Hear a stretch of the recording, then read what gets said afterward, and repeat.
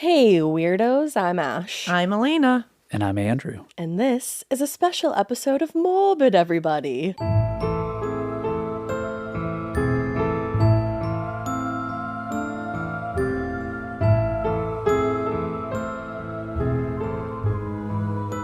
It's special. We have a guest. We do. Yay! It's Andrew McMahon on the show. You might know him from one of his several bands. We've got Something Corporate, Jack's Mannequin, or Andrew McMahon in the Wilderness. That's me. Welcome. Yeah, I'm glad to be here. Thanks You're for all having of those. Thanks for having me. Yeah, of course. Thanks for being coming. in the studio. It's like such a cool place to be. I'm honored. So are we. So getting into the questions, I did read that you are somewhat of a child prodigy when it came to the piano. What drew you to the piano so young? I mean, it's going to get heavy really quick. No, I had we had like a loss in our family. My uncle passed away, and right around that same time, I had a friend's dad teach me how to play a Jerry Lee Lewis song on the piano. And I had piano lessons a little bit as a kid, but I took the chord that he taught me and all of a sudden just started writing songs. And that was kind of how I processed my grief from losing my uncle. And that was it for me. I was like, this is the thing. Like writing songs became my whole, like I would come home from school and I would just sit at the piano until I was told I had to go to sleep or do something for school or whatever. I love that. And it's been that way ever since. That's when you know it's meant to be. When it's something Yeah. that like heals a part, you know? Yeah, exactly. Yeah. I just started trying to learn. I got like a keyboard. It's hard. Yeah, I mean, I think when you're 9, it's like a whole other, right? Everything is so much easier. Yeah, Meldable. you have that whole sort of neuroplasticity or whatever, and I really liked it, right? So it wasn't like I didn't start going to piano lessons until like maybe a year or two after that, and so for me it was just like constant discovery, and like you said, it was a way to process my world, So I think I blew past the it's hard part until I got into like having to study classical music, and then it was like this sucks. Yeah, that's when it gets like real hard. Yeah. And I wasn't a great student, but I sort of did what I had to learn how to navigate the piano and read and do all that stuff. But it was always just like a safe haven for me. And it worked out. Yeah, I think. Yeah, we're all pretty thankful for that. It's been the only real job I've had to have my whole life, which is That's badass. which is a really a huge gift. I mean, I'm always wondering when the bottom will drop out of that, Never. but yeah, so far so good. Yeah. Well, you've been making music since like 1998. Yeah. Well, I mean, since you were a kid, but officially. Yeah. So Something Corporate, which was like my sort of official second high school band. We throughout my junior, senior of high school kind of continued to get bigger, and I sort of skipped college and focused on that, and miraculously we got signed when I was 18. That's incredible. And that was sort of the beginning of all of it. So I Something Corporate did really well, and we toured a ton and put out records, and then I've kind of hopped from like about every 10 years or so start a new project because I'm restless, I guess you could say. And yeah, it's been a journey for sure. And I've had good fans who are willing to follow me through multiple name changes Hell over yeah. the years. Yeah. Here we are. Yeah. Something Corporate was my thing in high school. Like Really? I love that. 16-year-old So, Alaina. yeah, 16-year-old Alaina was like at every show. Well, every single show. I think that's how we connected, was because I started having fans message me on Instagram, and they're like, you got mentioned on the Morbid podcast. And So funny to think about. And I like the first one I was like, oh, that's cool. And then I saw another few roll through, and then I was like, huh. You're like, who are these people? I'm like, we should reach out to these women. They keep talking about us, and it seems like they're pretty popular. And then we met at the what was it, Roadrunner show? Yeah, it was at the Roadrunner on show. the Something Corporate reunion. Yep. Thanks to Connor. Yes. Shout out. Connor forever. Connor's a good man. He's a very good man. Yeah, my tour manager. He's our Gen Z holding down the. Hell yeah. We like to. I like to bring young bucks into the mix and bring them up. That's always been sort of a part of our mission. And Connor rose the ranks from content to now he's tour managing. Oh, that's cool. Me. Yeah. He's a good representation of Gen Z. He is. He's It's the actually representation. I hate the whole kids these days philosophy. I really know. like it. To me, I feel like it's such a sign of you're not actually paying attention. And I've had my whole perception of the Gen Z universe reshaped by Connor and his people and people we've brought into our camp. I love like, that. No, these guys are actually hard workers and super fun and very fashionable. Yeah, and they are. Yeah, Very fashionable. I'm a huge fan. You got to Yeah. meet the right Gen Zs. I'm a do. zillennial, so I She's on the cusp. I like to say I'm a millennial because, Gen Z gets a lot of hate. What's funny is like I always rejected the fact that I was a millennial because I graduated in 2000 and we didn't have a qualification. We were just sort of in this nether group between Gen X and whatever was coming next. And then I think by the time I was 30, then they started calling us millennials. Yeah. And I was like, I denounce this. You're like, no, I wasn't. Yeah, I don't like this qualification refuse. or designation. I worked at Hollywood Video. Oh, yeah. In high school, like RIP video stores. Guys, that's where you could rent movies. that and was bring where you them could home. rent VHS tapes and yeah. also DVDs. Yeah. My favorite job ever. And I used to make, we would be able to pick what could be on the screens. Yeah. And I would make everybody play this one DVD. And it was like drive-through records. Oh, yeah, Did a I remember it well, yeah. And I would make them play it just so we could have the Something Corporate performance. That's I amazing. love that. Like over and over. I had Everyone many loved of it. my friends were Blockbuster video employees. Hell yeah. And we used to go hang out at Blockbuster on the weekends because they would just, they'd smoke weed in the back Yeah. and like be, That's like rad. we're proper degenerate Blockbuster of employee course. managerial staff. And yes, I do. I miss the such a Blockbuster good days. vibe. Yeah, it's a good vibe. It That's really one thing I is. wish I experienced. I remember Blockbuster like a little bit from being like 5 and 6. Yeah. But beyond that, no. I mean, the truth is the new model is working better. There were oftentimes there were no videos available Very at true. Blockbuster, but Very but true. it was a fun sort of Just the snapshot. environment. Yeah. Yeah. It's like I a loved cozy it. vibe. Well, going back to the music, how would you say your relationship with music has kind of changed and evolved throughout all the years that you've been doing it?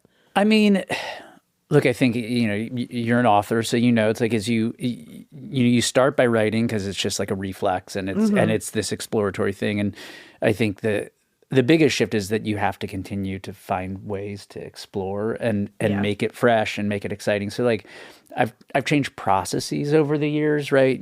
I think when some of that like, oh, I just have to be sitting at the piano all day. And like now I have a family and I spend a lot of time on the road. So I do, I do little tricks to sort of re-engage myself in the writing process. So I'll write with other people that I'm really excited about.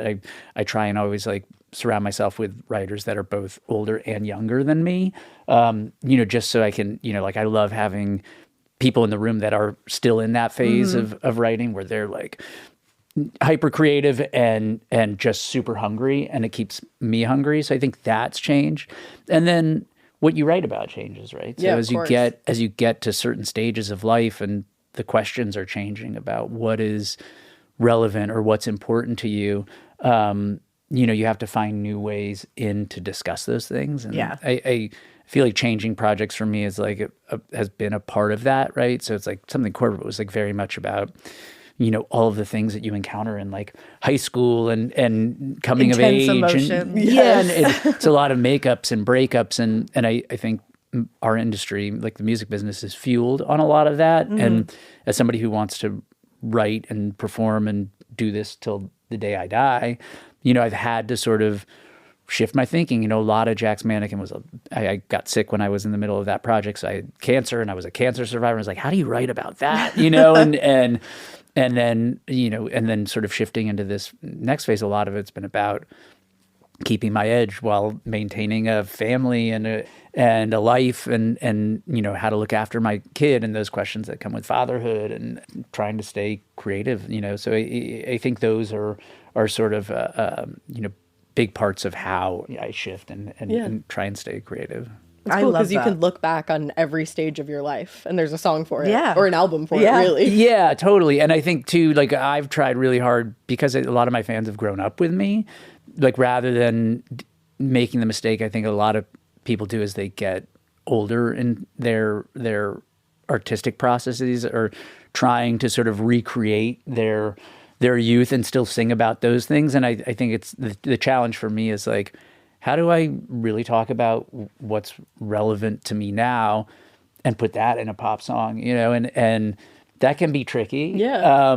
But I think if you strike on something that's universal, it applies backwards and forwards. And I want people who've been with me for a really long time to be like, oh, he's talking to an experience that I'm having right now because we're a similar age and going through similar things in life. But also, if I do it well, you could be 15 and pick up that record and it will land. Most of the artists I was listening to when I was 15 were much older than I was, and somehow those songs were still connecting. Yeah. Yeah, definitely. Yeah, that's like what you just said. Like, people who've listened to you have grown up with you now. Yeah. So like, it's funny because when we went to the Something Corporate concert where we met, it was funny to look around and see, like, I was like, oh, it's just like a bunch of moms and dads being like, just like transporting back into like Something Corporate days. Yeah. But it's fun because it's like, we've been able to relate to you in the music the entire way through. And you can feel like the shifts, but they're so smooth because like we're going into that phase, so we're going to go in there together. So it's just been really nice. Like, even last night we were talking about Bluey, and I was like, wow, we're just parents now together. Like, it's wild. I think it's like a task, but I think it's a worthy one. And I'm like, I'm super reverent of the fact that there are people who I've been seeing at shows since they were, high school, middle-aged kids coming out to see me when I was not much older than them. I was 18 or 19, but it felt like a world apart, right? When you're sort of like grown, and then you have like a kid in the audience. Now, now we're sort of orbiting the same life trajectories, and I really I want to make music for those people who have been in those rooms, and I want them to have songs that they can connect to at this stage of wherever they're at. And, You're killing it. well, thank you. I try really hard. And it trickles down because there was like 3 generations of us at that show because it was Alaina, me, and my little cousin. So it's like I started listening to you when I was like 6. Yeah. And then Because still I was like, do. you're listening. And my cousin's like 3 singing like I woke up in a car. So it does trickle down. Yeah, well, like the shows I went to when I was, the first shows I was going to, a lot of them were bands. My brothers and sisters, 3 of them are 10, 12 years older than I am. And, I went to see REM when I was in the 7th grade or whatever. and I became a huge Tom Petty fan, and like going to those shows, seeing the young people that were picking up, the Heartbreakers to my brothers and sisters ages and older, in a dream world, that's really what you want. You want to see people across generations connecting to what you do. And that's sort of the fight I'm in every day, is just to sort of make sure that, it spreads to as many people across generations as possible. It works. It does. You're It's doing working. it. My youngest is obsessed with Happy. I new love that. single. She was like, wait a second. He sings Happy? I was like, yep. And she's 5, so you're in all ranges. That's the deal. Yeah. That's what we want. Transcends. Yeah. Well, finally, to transition us into like our world of morbid and macabre, you have a song with your band Something Corporate called Me and the Moon. Yes. It's one a of my little more favorites. eerie and haunting. It's like not the typical style for you. Yeah. So tell us a little bit about where the idea for that song came from, like how it came to be. Well, so like when we put out the first Something Corporate record, and I think a lot of that music was really reflective of sort of our high school, post-high school journey, because a lot of those songs were written in that time.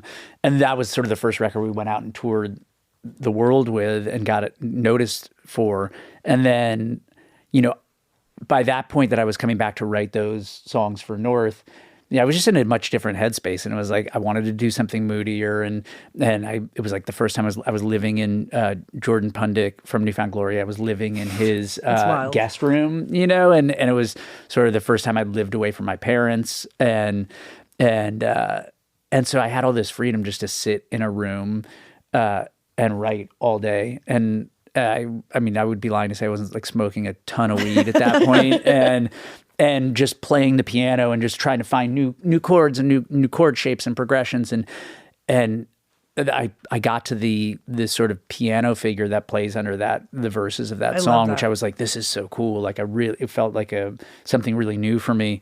And the first words that showed up were, it's a good year for a murder. And So good. It's such a good opening line. I remember even in that moment being like, oh, this is going to land pretty interesting. You're like, this is different. Yeah, I'm like punk rock princess to let's talk about murder, but I was just in love with it, and it sort of wrote itself, like the verses wrote itself, and it became about this sort of idea of like a suburban mother finally reaching her breaking point with her husband. And, you know, I grew up in a amazing house. And by the time I was, in high school, it was like a lot of like a house full of women. It was like my sister and my mom and me. And, you know, my mom never tried to kill my dad. So there's none of that. That But lore right now. I think I could relate to the angst of that, just having been, you know, my mom and I were super close growing up. And so it was like, originally it was like courtroom drama. Like the chorus was all about what happens after I love that. the murder, and then it didn't fit right. Whittled it down. And me and the band were on tour we were in Amsterdam, I think, or cool. something like that. Or no, maybe we were in Leeds, and ended up meeting up with a couple of the drive-through bands and went on a very wild sort of psychedelic journey. Nice. And I As you remember I was following the moon all night by myself. That's amazing. Through Leeds, England.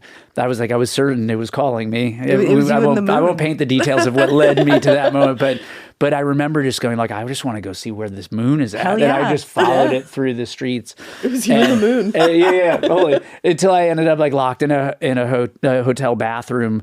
And I had this piece of paper and I just wrote, "It's me and the moon." And I like, Oh my God, stop. and it was, That's amazing. The handwriting was like cursive and just kind of like super like writing the words whimsical. was actually a part of the journey. And I woke up with that piece of paper and I ended up on a stage sound checking, and I finished the song on stage, and I was like, and just wrote the chorus to the rest of the song that day.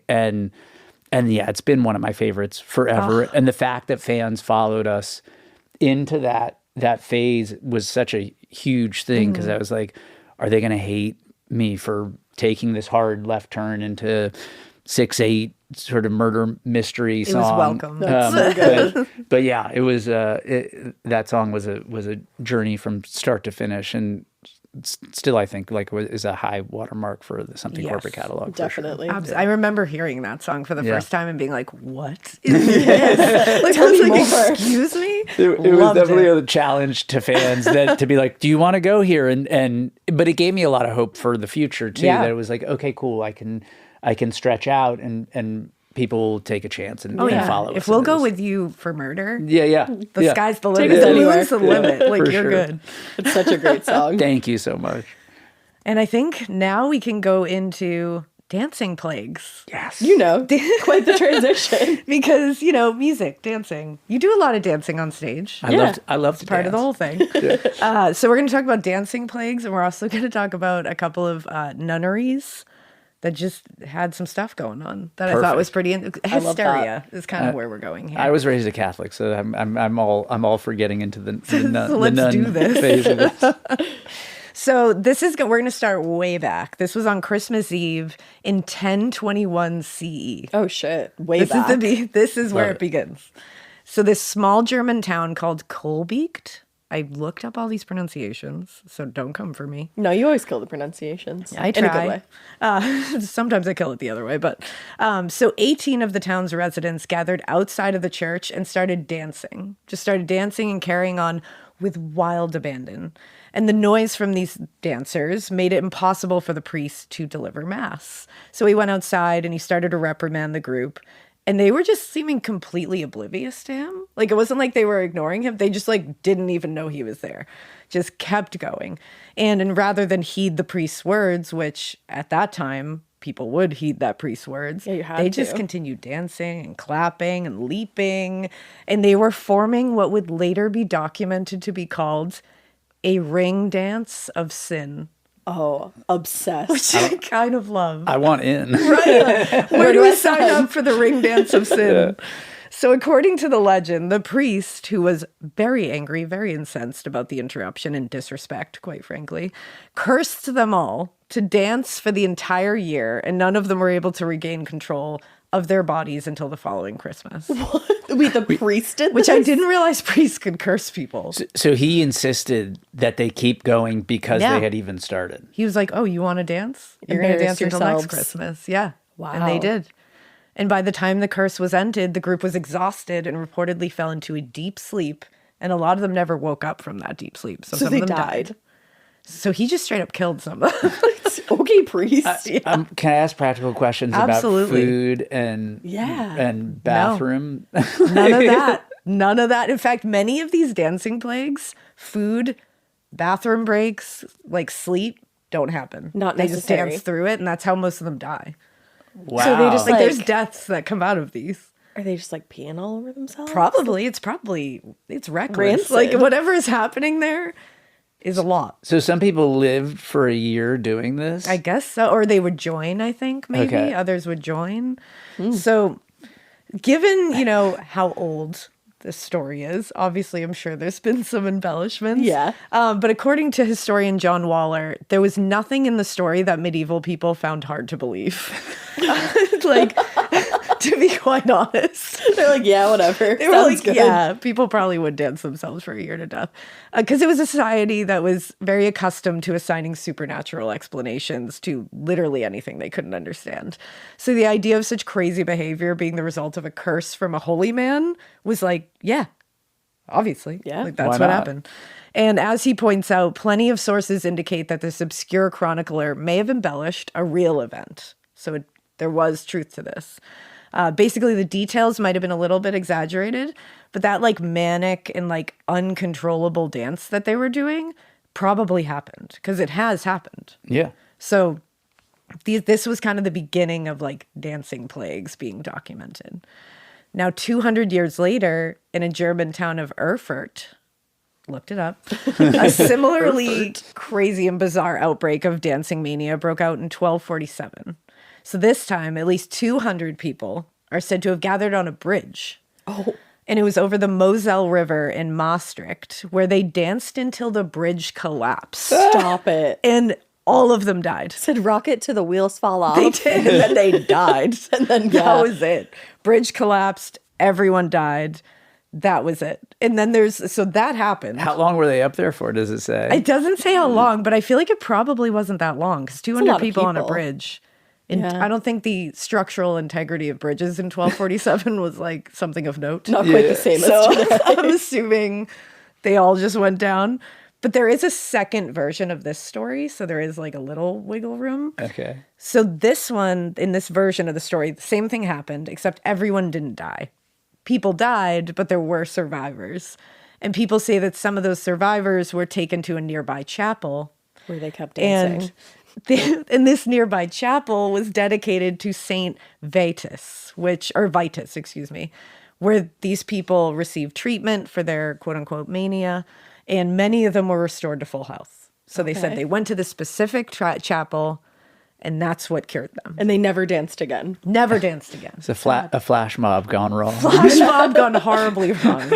And then a chapel was able to heal any of the survivors. And Saint Vitus comes up a few times. What's Saint Vitus the saint of? That's apparently he's like he has something to do with dance. Like he has looking something it to up. do with this, and he gets brought up a lot because the dancing madness actually gets translated into being called Saint Vitus dance. Oh, nice. So, what is he? Is he a patron saint of anything? Hold on. Let's look. You're like, wait a second, I'm excited for this. because he comes up a lot. He's the I don't know patron if this saint is the one. of standing still. Of chilling. Of chilling. So his name is sometimes rendered Guy or Guido, was a Christian martyr, I know, from Sicily. I know. His surviving hagiography, Obviously. that is pure legend, blah, blah, blah. I don't know if he's a patron saint. He's the patron saint of dance. I think we can all agree. Let's to go that. with that. Yeah, exactly. You'll take one. Yeah. It is also led to Vitus being considered the patron saint of dancers and entertainers in general. Boom. He is also said to protect against lightning strikes, animal attacks, and oversleeping. That's sick of him. Yeah. I appreciate that. He does not guide me. I'm oversleeping all the time. He didn't help the first group that slept until they No. died. Didn't help them. Now, it's from this like second telling of that story that the affliction got the name Choros Mania, which is Greek and it translates to dancing madness. And now it's more well known as Saint Vitus dance. So he gets to be named in the affliction. That's fun. Now, over time, the terminology would change a little bit, but the behavior would end up being called choria, which is an actual disorder, and it's incorrectly that, like referred to as that, because this disorder, chorea, is a disorder of the central nervous system that causes like irregular, like brief jerking movements, but it's Okay. not dancing. They Like, meant it's just choreo. yeah, it's just they meant choreo, and Yeah. then chorea is not that. It's not hanging with your homies on a bridge Yeah. and dancing until it No. falls down. So if you ever hear It's not somebody having the say time it, of your life. you correct them if you ever hear them saying it. Okay. I'm sure it comes In up the a lot. wild. All the time. It's very common in my Comes up bit. on the road a lot. So these two early examples were contained to Germany, but a similar form of hysteria that kind of had like similar, symptoms to it was known as Tarantism. Okay. And it emerged in the 13th century in Italy. And according to Robert Bartholomew, which I am obsessed with the name Bartholomew. Same, I love it a lot. Why isn't it used anymore? I don't know. He said people asleep or awake would suddenly jump up, feeling an acute pain like the sting of a bee. Some saw the spider, others did not, but they knew that it must be from the tarantula, Like capital T, the spider. the spider. Okay. Not a spider. Nope. The spider. The only spider. The only only one. spider. They ran out of the house into the street to the marketplace, dancing in great excitement. Soon they were joined, who like them had been bitten, or by people who had been stung in previous years, for the disease was never quite cured. The poison remained in the body and reactivated every year in the heat of the summer. What? I love This is amazing. I wish this still happened. I feel like it probably does. Yeah. Maybe we just Let's don't make hear it about happen. it. Let's make it. Flash mobs are actually this. Yeah, pretty much. They've all been bitten. They have by the The spider. spider. And it happens in the heat of. I like that it like reactivates in the heat of the summer. Yeah. Like summer, we're gonna get crazy. Like, with let's it. party. Yeah. Makes sense. And it's called Tarantism, and it's most often girls and young women are afflicted. Probably because they're like hysteria. Am I right? Like, This is girls so and crazy. women. I'm so random. Yeah. And that's when it got labeled hysteria, when they were like, oh, girls and young women get it? Yeah. Hysteria. Like the dancing plagues, there was no identifiable cause of the tarantism because, like, a tarantula bite doesn't cause this. You don't say. So, like, there's no reason for this. But they just believed it to be, like, a mass, like, psychogenic illness, which is even scarier. Yeah, a little bit. It's probably just a reaction to the times. That's Everybody's honestly, probably bored. You're like in the end, that kind of is what it feels like it is. we feel depressed. Now it's time to wild Dance. out. Yeah. Yeah. It's like a better version of the witch trials. Yeah, Yeah. like a way better, A much version. better version. Like, the way better. Yeah. So the early instances of the dancing plagues were pretty limited in size and scope, and they were again like limited to specific locations. But then came 1374, y'all. An outbreak of dancing mania started in a German city of Aachen, I believe it is, and it eventually spread to other cities outside of Germany. So it's happening. Dancing everywhere. Were they It's all all happening happening. at the same time? Was it like Some of them were, and then Okay. some of them would start at the end of the next one, and it was just like a Like a continuous wave. thing. Yeah, like a wave in a stadium. The outbreak of 1374, sometimes referred to as St. John's Dance, began like the others. So it was like a small group forming a circle in the town square, starting to dance with each other. But the thing that keeps happening with these is they start to dance and it's like fine. And then they get more frenzied and it just like loses all control. And that's what they lose control of their senses. They don't care who's near them. They're like whirling around, like looking like they're in like a state of just like ecstasy. Like it's like, like a a rave. trance. yeah? Like a straight up rave. I was at a show like last year. It feels similar. Yeah. Like that happened. You're like, I had this. That was yeah, it. yeah. Some would dance for hours. Some would dance for days at a time, not stopping. Not stopping to eat, drink, sleep, piss, anything. Damn. Nothing. So there's There your it is. answer. Yeah, there we go. And when they did finally stop, the dancers all spoke of some undeniable compulsion to dance. And then they would complain of extreme oppression and groaned as if in the agonies of death. What? And then they would groan until they were swathed in clothes bound tightly around their waists. What? Well, I feel like they probably were aching from dancing. Yeah. You ever take a Zumba class? It's a lot. It is. You know? You need one of those little roller ball things. Yes. Yeah. Just get it all out. Yeah. Or that little machine we have that can like Oh, I get love that thing. a tight muscle out. Yeah, yeah. Yeah. So a short time later, the dancers' pain would subside because they would get the rollerball or do whatever they needed to do. When they finished Zumba. And they remained pain-free until the next compulsion came over them. And then it would keep happening. Like they would go through periods of time where they were fine. And then they just start dancing a fool again. Oh no. Did they say they enjoyed the dancing when they were doing it, or was it? I think they were in like a trance. So Okay. I don't think they could even remember. They didn't know. They just felt the pain afterwards. Which Damn. sucks. Yeah. But within a few weeks, that plague, the St. John's dance plague, had spread to Liège, Utrecht, and Tongres. Those places. Those places. And then further out to towns in Belgium and the Netherlands. Wow. And according to one account, they danced together ceaselessly for hours or days and in wild delirium. The dancers collapsed and fell to the ground exhausted, groaning and sighing as if in the agonies of death. And many later claimed that they had seen, this is literally my favorite thing I've ever heard, by the way. So excited. Many of them claimed that they had seen the walls of heaven split open and that Jesus and the Virgin Mary had appeared before them. Were they dancing? No, Were Jesus and Mary dancing? Now that would be fun. I cannot I would say. love. I cannot say. But the walls of heaven split open during this dancing You just have session. to dance your way into heaven. You That's all. do. That's I feel like it. that's actually probably true. Yeah. yeah. You know? That's Like, I mean, damn. it seems like a reaction to whatever their religious oppressed and by. so they're like okay, we have to chill, but if we just go freak out, Hell yeah. and we can claim Yeah. we're seeing heaven. They're It's like, a path. guys, It's a religious path we're Yeah, yeah. following. they're like, Jesus and Mary are over here. Like Yeah. they came They're in. like, let's go. They're joining the ring of sin, It'd be whatever fun it if was. the priest joined in at that point. They're like, is this how we do it? This is how we go. That's how fun mass Jesus starts. and Mary are here, you say? Yeah.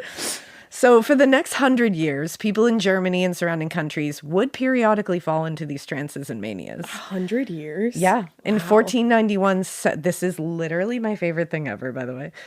In 1491, several residents of a nunnery, here we go, in the Habsburg Netherlands were overcome with the compulsion to dance. But this time, it wasn't just dancing. So there were some that just like were getting their groove on. And then they would also be accompanied by instances of hold on to your habits. Oh no. They would climb trees and behave like cats. What? And they would all meow together. Rad. I love this. I, just I hate picture that them, this like, wasn't on film. climbing up the Just tree. climbing in a full habit. Like that's all I'm thinking of is like full nun gear. Just like lifting In it a up to your tree, knees just and being like, climbing. "Meow." What? I love it. Also in this delirium, it gets racy because they would sexually proposition the priest. Good. Iconic. And then it got better because the priests were like, no. And they would call exorcists to be like, clearly this demon's afoot. And when the exorcists would come, the nuns would sexually proposition the exorcist. I'm obsessed with it. I don't know why I love Let it so them much. live. Let them live. Yeah. Like the people in 11th century Germany, the nun's affliction was believed to be a curse, obviously, brought by Saint Vitus. And it was apparently supposed to be in response to the supposed moral laxity and split from the church of the period. So they were like, now we've got Yeah. our answer. here it comes. Yeah. So that's what that, and I guess other supernatural suspects in the case that were brought up were Saint John the Baptist, demons as a whole. Of course. Any demon will do. The hierarchy of demons. And Satan himself. Oh shit. Yeah. Which apparently some of the nuns, while they were sexually propositioning the priests and the exorcists and not getting they were getting pushback. They were like, well, that's fine because I have also fucked Satan. So like they were Wow. literally being like, Wait, the nuns would say that? yeah, they were literally, probably not like Not that. exactly like that. They probably had a nun way of saying it. Maybe. They've had relations with the devil, Wow. basically. Damn. Yeah, so they were claiming it. Like, let's go, girls. When it was over, were they allowed to stay in the nunnery, or were they question. exiled? That's a great question. I don't think they were exiled. Okay. But perhaps they were. I feel like when you said you fucked the devil, I feel like that's your time to step out. Skirt out. Yeah, I Yeah. don't think they're gonna. Find a new path in Yeah. life. Yeah, I don't think you get like this is one strike, Yeah. like kind of thing. Now, in the 15th century in German, this is another nunnery because this is awesome. One nun started biting the others. Just Was out she of nowhere. dancing first, or she just Was started she- No biting? dancing involved. Was she one of the cat nuns? That's She was the que- not one of the cat nuns. Okay, This is a interesting. different nunnery. Okay. Okay. So she starts biting the other nuns. And then they were all like, wow, that sucks. Like, don't do that. And then after a while, Direct quote. yeah, they were like, wow, direct quote on the record. That sucks. Stop doing that. And then one of them was like, well, I guess I'll just bite you back, which, like, I get Fair. it. Yeah, You I know, like, would. if she's still biting Don't you, bite me. bite her back. Yeah. And one of them bit her back, and then they all started biting each other. And then they were just rapidly biting you. Like, all of them just started biting each other, biting the priests. Oh, and Again, this they is, brought like, the priests. This is not a sanitary time. It's never No. a good time to bite anybody, but No. that's But- bad. Are Yeah. they still dancing while they're biting? That's the I question. feel like dancing may not have been a part of this one. It might have just been a biting Interesting. scenario, but it would be really funny to think of them dancing and biting. Get their groove on. Just great. And every once in a while, the beat drops and they bite someone. Yeah. So then word spread about this affliction because people were like, whoa, have you heard of this? These nuns go crazy. And the affliction started spreading. The So, like, biting one. Yeah. Now the biting one's going. We got a lot going on. Apparently, nunneries in Saxonburg and Brandenburg, you know, Holland, now even Rome, Oh, whoa. all biting each other and biting the priests And meowing. and meowing. There was meowing as well. Awesome. And it only stopped, and this is literally documented. It says it only stopped because they got exhausted. Exhausted of biting each They other? just got tired. At some point, you're going to get tired. Yeah, I you're mean, tired yeah. now. I wonder how long. I know. How long can you bite someone? I don't know. So, write in. morbidpodcast@gmail.com. Yeah, let us know. Wouldn't Do it be an great experiment. if after this airs, these plagues begin spreading all suddenly, over like, again? pops up. Imagine. Yeah. We're responsible. Now, by far the most notorious of the dancing plagues occurred in Strasbourg, France in July 1518. This is the one that a lot of people know about. Okay.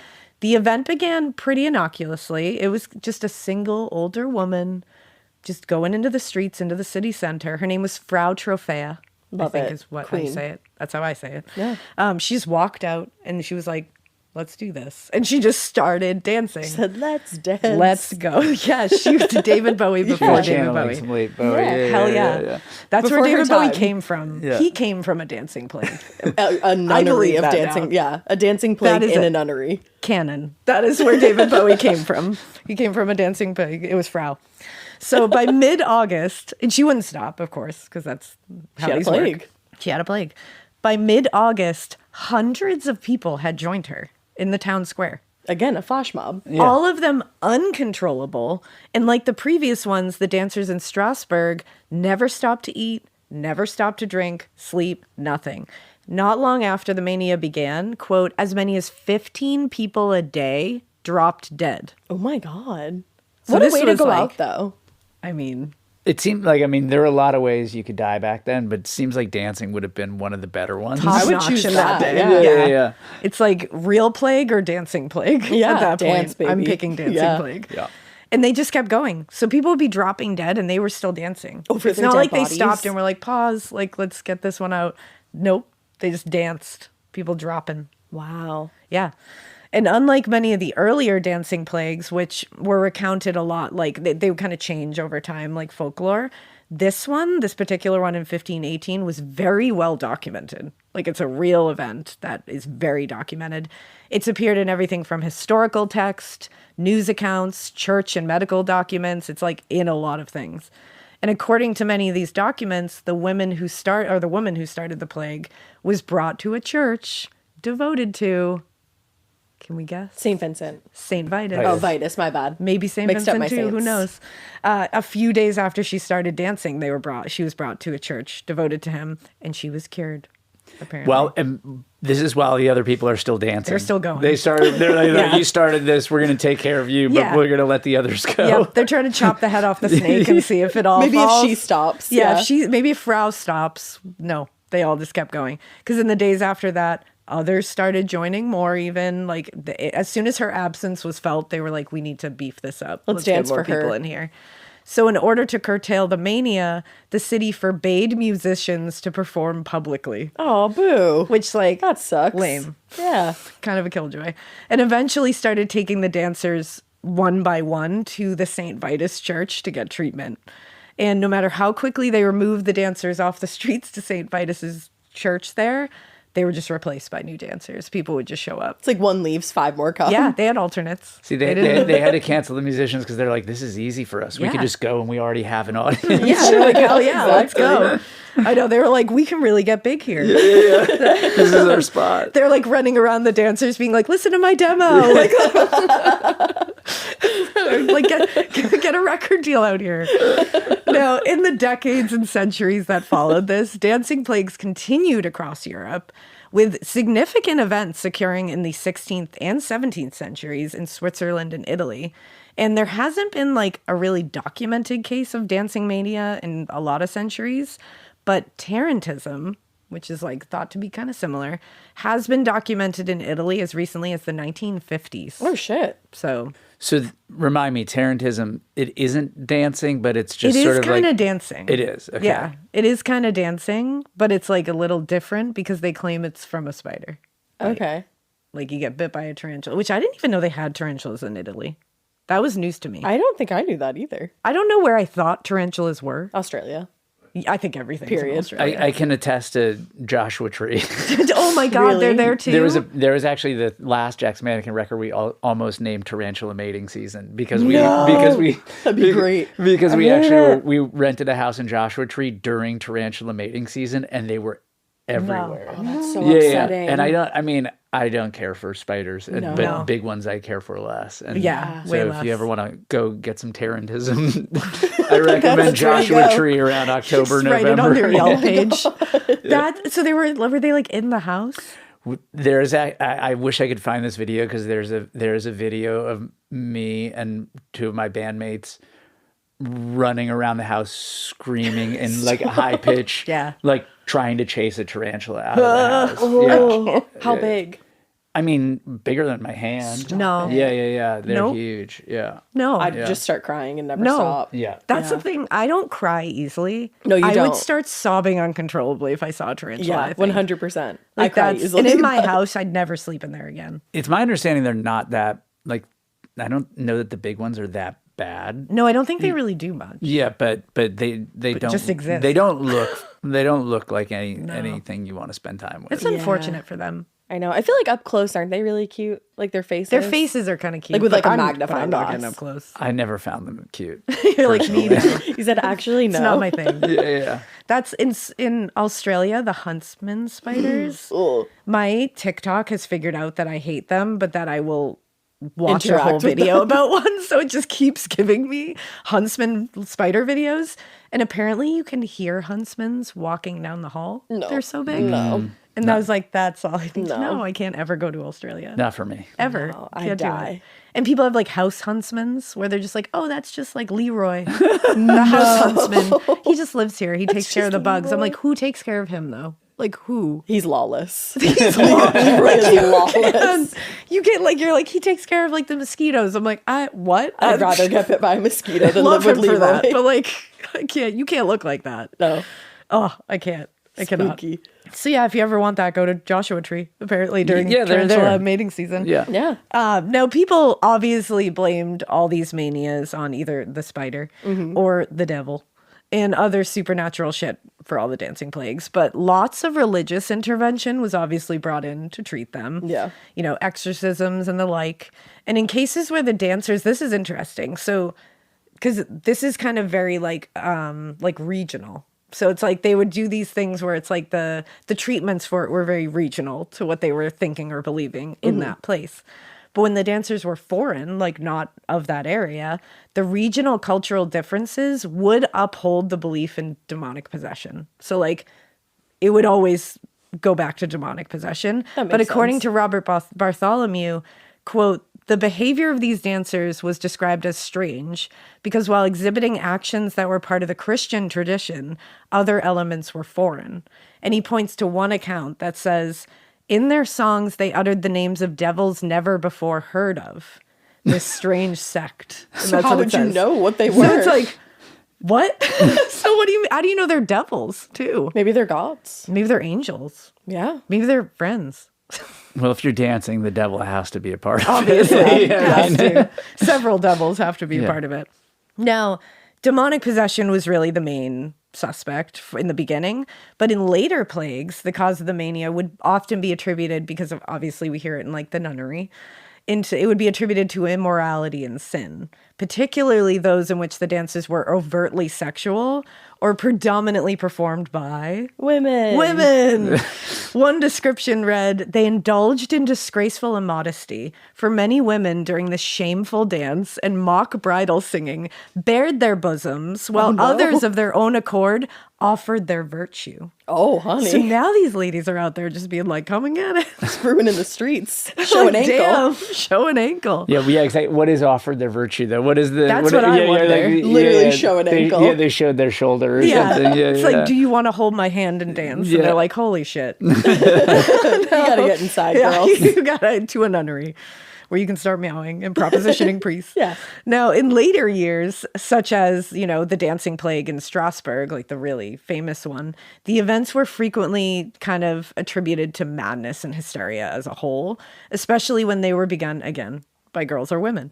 Historian John Waller says that there is considerable evidence that suggests the dancing plagues and the possession epidemics of Europe's nunneries were in fact classic instances of a very different phenomenon, mass psychogenic illness, which is way scarier to me. Yeah, I don't love that. Like if you're telling me the devil came and made me dance, I'm like, That's okay, fun. like that happens. But like mass psychogenic illness, Boo. what is that? So what's the definition of psychogenic illness then? So that's really like where the term mass hysteria comes from, where Got they it. can't pinpoint it. It's like in the Salem witch trials, they tried to blame it on like ergot poisoning, like fungus on the like wheat essentially.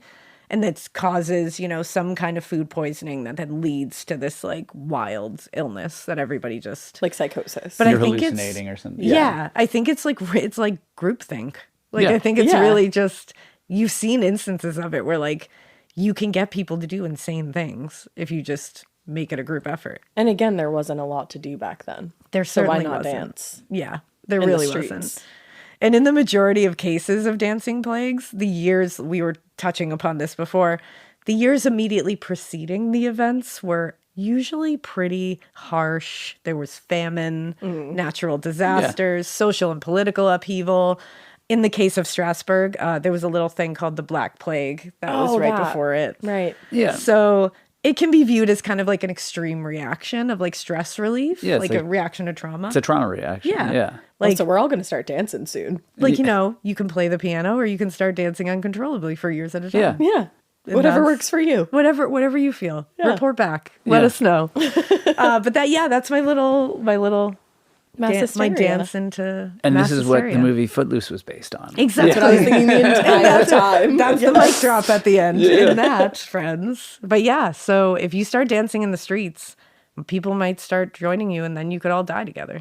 Yeah. So Don't take it to a bridge. there's that. Yeah. Oh, yeah, don't do that. Avoid Yeah, bridges. Yeah, Yeah. 12th century bridges are not the place to go. No. Yeah. Yeah. No. Okay, so my question is, did men ever participate in the dancing did. plagues? They did. Yeah, they did.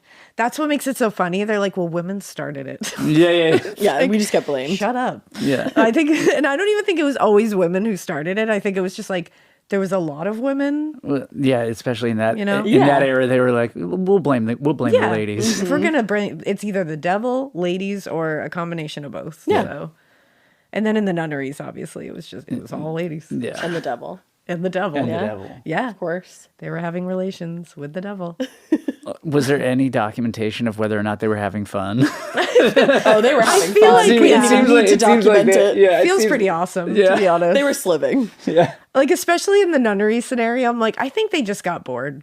Yeah. And then they Yeah. were like, let's see what we can get out of these priests. Like, Let's climb a tree. break some vows. I'm Yeah. sure there were some hot priests back then. So they were probably like, let's see if we can break some vows. Yeah. Stroke the ego a little bit. When that didn't work, they were like, bring on the exorcist. Let's see. Have a little fun. Yeah. And then they just gave it up. Well, it's an easy out too. It's like, well, Yeah. we can just claim that we were possessed, but we're Exactly. having a great time, and It's there will great. be some recourse. You know, Exactly. we'll get back to normal But you eventually. know what? We'll have our memories. Yeah. Exactly. It's all that. Or you could just leave the nunnery by saying you fucked the devil. Yeah. So Honestly, it's really a way out, actually. The easiest way to leave the nunnery, I would say. That's how I get out of most social situations. Exactly. If I don't want to be there. Sorry, I can't make it tonight. Book signing's not going to work tonight. I Yeah, slept with the sorry. devil. Ooh, I fucked the devil. I gotta go. My bad. Yeah. I love it. All right, well, this is a weird shift now, but we're going to play some Would You Rather. Please say it's dancing would plague you rather- related. Yeah. It's not even dancing Yeah. plague related. I just Would found you rather fuck the devil? Climb the So tree. number Climb the one. tree and meow. Yeah. You know. I should have put some of those in there. Yeah. But you can both answer because I didn't read these to Okay, you I'll yet. answer. So, would you guys rather be haunted by a ghost that only you can see or hear whispers that no one else can hear? I'm going with the ghost. There's something about whispering that Yeah. nobody can hear that feels really Ominous. Like, at least Yeah. I can be like, oh, there's my friend the ghost. Yeah. Hopefully, is it a friendly ghost? Do we know? We don't know. It's up in the air. Okay. It's up to you. It's Yeah. up to you. It's your ghost. I'd rather, 'cause in general, I'd rather be able to see it. If it's Yeah. just whispering, Yeah. that's another level for me. Yeah. That'll drive you That's mad, how I feel. like. I would definitely rather ghosts because whispering would drive. I am very, like, You have know, misophonia. I get very annoyed with certain sounds over and over again. So that would piss me off. It's like, hard I to would even end up eat just lunch being in like, here. shut up. Whispering's on your list. Ooh, constant whispering, I think, would make me crazy. Yeah. Yeah, I'm pretty I think sure. it would make a lot of people crazy. Yeah. Misophonia or not.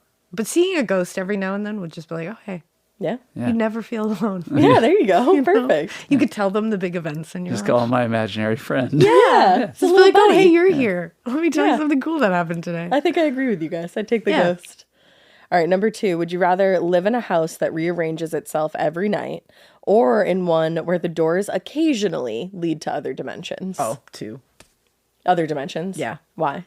Rearranging my house every night would send me into orbit. I just, nope. I'm a like comfort creature. You are. That would annoy the and I'm a control freak. Mm-hmm. Waking up to having my house rearranged every morning would not With be no good. sign off. But another dimension, let's go. Yeah, I'm there with you. Yeah. I'm very type A, and Yeah. things are where they need to be. And they're staying And they're there. they're not moving. Don't touch them. And also, like, let's see what's in the other dimensions. Yeah. I'm curious. I'm going house rearranged because I can put Wow. it back. I don't want to go to. I don't know what these other dimensions have in them. What if there's nuns meowing and trying to fuck priests? What if I fall in and I can't get back into my house to rearrange my furniture? Yeah. You can't rearrange it every day because it's going to get rearranged that night. Yeah. That's true. That's a lot of work. I know, but dimensions are scary. It's bad to your floors. It is bad to your floors. know? That's real. If it's a really good interior designer who's rearranging the house, maybe it's a different There you go. story. Yeah. See, this is my scenario. It is. Yeah. You're like, oh, like that's Even a really that. nice new configuration of the living room furniture. Yeah. That helped the feng shui. Of the whole Excited to place. see what you do tomorrow. No, even that wouldn't work for me. I'm too much of a control freak. I'm sticking with it. I like I it. believe in you. I back Thanks. All right, number 3. Would you rather live in a world where every book you open transports you into its story, or where every movie you watch traps you inside its universe until the movie ends? It's kind of like the same thing. Yeah, I mean, I think the longer trip in the book is probably less of a vibe. Yeah. Yeah. Yeah, I Depends on the book, I suppose. I can handle like 2 hours in another world That's pretty true. easily. I've You'll worked go movie. I've worked my way up with psychedelics, and this is actually something that I that I I've done that. You're like, you know what? Yeah, I know I can handle that, but I'm a slow reader, so Be months start in this world. yeah. That's I've always like every time I read a book, I'm always like, like take me with you. That's how I feel. Like I just want to jump into the book. But now I'm thinking about it and I'm like, that's true. That would be a long. Well, and with some of the books that y'all are reading for this podcast, I That's would the other imagine thing. those are not worlds that you Yeah. want to spend a lot No. of time in. No. I'd like to pick and choose which books. Definitely choosing the books. Yeah. If I'm jumping into every book I read, then that's a problem. Same for thing with everybody. movies because we watch fucked up movies a lot. That's I don't true. want to go in some of them. That's true. It's a hard choice. I think it's I'm gonna go with yours. The time crunch is Yeah. what if I know I have a finite time, All right. that'll make me feel better. I like an See, out. Yeah, I get that. I was thinking story because when you're reading, you're kind of like making like your own visuals. Yeah. Yeah. So it'd be kind of cool to see that. I haven't done psychedelics, so that I would be would my like to way of see doing that. it. That's the surprise for this episode. I brought some here. Awesome. No, I'm totally kidding. Don't get the wrong idea. These are occasional journeys. Like, don't worry, everybody. You're like, it's fine, don't worry. Yeah, that's a hard one. I think the only because again, I've always wanted to jump into a book. Yeah. I love Totally. books, Yeah. but again, it's the time. I get that. Because I'm also that way with like everybody who listens knows I'm not good in social situations. So You like are. going out, but like at a social situation out, I Yeah, always yeah. like to know there's You an need an end. out. Yeah. Yeah. I need an end to it. Yeah. So yeah, I think the right. movie. Yeah, I get that. Because then you can pick like hour and a half, 2 hours. Yeah, like I'm maybe not not gonna a Harry jump Potter into movie. like I'm not jumping into like a Harry You're Potter only movie. watching short films from here on out. Like, Exactly. or I probably would jump into a Harry Potter movie actually. Depending that on sounds awesome. Yeah. which one. Yeah. I'd jump in all of them. Let's go. Yeah. I love So that. yeah, All definitely. right. That cemented it for me. All right. Last one. Would you rather live in a world where night never falls? So it's basically just like eternal daytime. Oh. Or an eternal night where you would never witness the sun again? Obviously, daytime. Nighttime. Nighttime. I had a feeling you would go that way. Yeah, nighttime for sure. Yeah. I need the sun. Like Yeah. I need the sun. It's the California in you. Well, yeah. Well, I was born out here. I actually was born in Massachusetts. Oh, yeah. And moved across the country, but getting to California now, it's like when I tour in the wintertime, it's not good for me. like if it's dark for a You're like, long I time, hate this. I lose my mind. Yeah, See, and we brought you at the perfect time. It was sunny this morning. A little bit. Well, and it glistens in the snow, so it's It does, it's pretty. fun. I had an amazing walk this morning. I was like, I didn't feel Perfect. cold. Nice. And I went and got coffee. I was like, okay, this was Yeah. because you told me, you prepared me. You're like, I did. There's no sun out here, and I was No. like, I can handle that for 2 days. But 2 days is like my limit. Yeah. I And don't the blame sun you. was like, I'll come out for you. Yeah. Just for Welcome a to minute. Boston. Because we have not had sun for weeks Yeah. at this point. Yeah, it's been dark. Yeah. The sun doesn't like me very much. Sounds No, like you don't same. like it either. And I don't like it. We have like We're a too pale for mutual the sun. disrespect for each other. Yeah, I'm way too pale for the sun. Yeah. I don't do well in it. Alaina carries around a parasol in the summer. Yeah. Really? Like I a don't goth like- girl parasol. I do not want to get burned. I don't want wrinkles. Yes, and you're good. You know? It does we have a mutual disrespect. Yeah. Which became a respect. Do you but have we a don't- parasol collection? I only have one. You weirdly should enough. have a collection. I know I should. I like that idea. I also like a big wide brimmed hat. Yeah. Yeah. Yeah. This sounds like good Morbid merch. The I know, the I know, so parasol, we should. the parasol feels on brand to me. Mikey, write that down. Mikey's like, I got it. He's yeah. like, already done it. I got it. You also feel like you're in like another era when you carry around a parasol. Totally. Yo, which is definitely. fun. I have Yeah. a lot of admiration for a parasol. Like when Yeah. I see people out doing the parasol thing, I'm like, I couldn't do it. Even when it couldn't. rains, I don't carry an umbrella. I'm No, just same. like, whatever, just get me wet. I'm fine. Yeah. But the commitment to, Yeah. good skin. Yeah. But I love the sun too much. I'm like, I will look like a beat up leather shoe. That's what Botox within the next 10 years, and I'm fine with it. I'm Yeah. like, when I see those guys on the beach, and I'm just like, yeah, that That's guy, my that's future. that guy did it. I'm like, maybe you don't think this is good looking, but I'm like, I want to just look like a shoe. I'm gonna live Yeah, you as go. a shoe. I'm fine with it. Yeah. Yeah. Yeah, I don't do well in the sun either. Like I don't like hot. Like Yeah. as soon as here, I don't like hot. I don't like hot. Here, it's like as soon as it gets in the 60s, I'm like, this is my perfect weather. Yeah. Like Yeah. I can live in the 60s, fall all day. Yeah. Like I like that kind of sun. I feel like in the fall it's like a muted sun. Almost. Yeah. It has Yeah. a different vibe to it. I don't know how to explain it. No, I get that. And then as soon as it gets in the summer, it's like this harsh sun that like I hate the look of it. I just don't like. I don't know. what it Everything's too is. bright for you. Too bright. I'm the opposite. I'll go to the desert in the middle of the summer when it's like 113 degrees, Damn. and I'll just be in heaven. That's where With we like a little depart. folding mirror. No, I never did that. I toured with a band once. The singer actually had one of the. No way. the- My God. We'll never say who. They're great, and he's great too. But I remember walking outside and being like, that dude's doing like the grandma on the porch thing with the reflector That you shield. see like Oh in my movies God. and don't think is real. Yeah, I was Yeah. like, this is like, this is a damn. level of commitment to tanning that I've never even yeah. imagined. Yeah. But I get cold so easily. Oh, I get cold very easily. Yeah, and I'm just like it's my least favorite feeling is being cold. Really? And my least favorite feeling Is being hot. Yeah, I'm Yeah. the opposite. I'm like hot I can handle, but not when I'm sleeping. Oh, I have to be freezing when I'm sleeping. Me So and my I husband need get in fights all the time. blankets. I've been turning off the heat lately. He's like, stop doing that. It's like 60 degrees in this room. I'm like, I have the know. fan going above us, and John's Same. like, "Why? It's February. Like what?" I'm like, "Yes, It's the science backed that you sleep better when you're cold. It's true. I do. It's true. Yeah. Yeah, So yeah. I don't. My thought process about it is that you can only take off so many layers. Yeah, when you you're can hot. add so many Like I more. can't peel my skin off. I could, but I'm not going to. Don't. You can put You could? on. I mean, I guess I could. Yeah, you're like, wait a I'm an minute, autopsy technician. I know how to flay back skins. Oh gosh. Could you bring yourself to do it, you think? to Absolutely yourself? not. No. I Not- thought you were not going to to say myself. absolutely. I was No. like, whoa. Not to myself. To a dead person, I can. Well, yeah, you have. Yeah. But I'm like, we should end This there. took a turn. I like it. like, wait.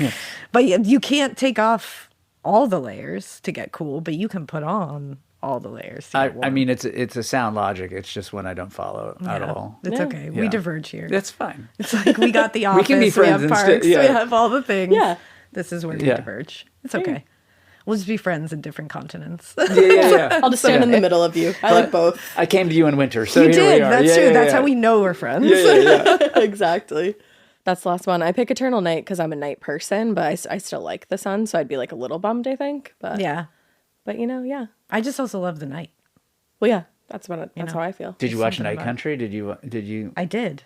I have not. I think I could vibe. That was it was great. It Yeah. was. It was really But good. even me, I was like, this is horrible. I It can't. can't It's do dark. Is it always every episode? It's dark every yeah. episode. Is it like it's Alaska or when something? like it's that part of the country that it like goes into night for 3 months. Oh, I think I would thrive. I think I would do okay. Yeah. Not me. Yeah. No. I would be. It'd be over in one season for me. Yeah, I Like, feel you're the like nearest that would be desert. it. I would have lost my mind. There's also like a reverse of that happens where yeah. it's like 3 months of light. That would kill me. I've been to Alaska when it was in that That period, must be and like bonkers. it was hard to sleep. Yeah. Yeah. For sure, but it was pretty cool to go outside when it was like 2 a.m. and it's like, oh, And it's the Just middle of the day. daytime. yeah. I mean, it would be like dusky, Okay. but it was pretty cool. That would, I feel like that would like fuck up your circadian rhythm. It Totally. probably does. A lot. Yeah. Yeah.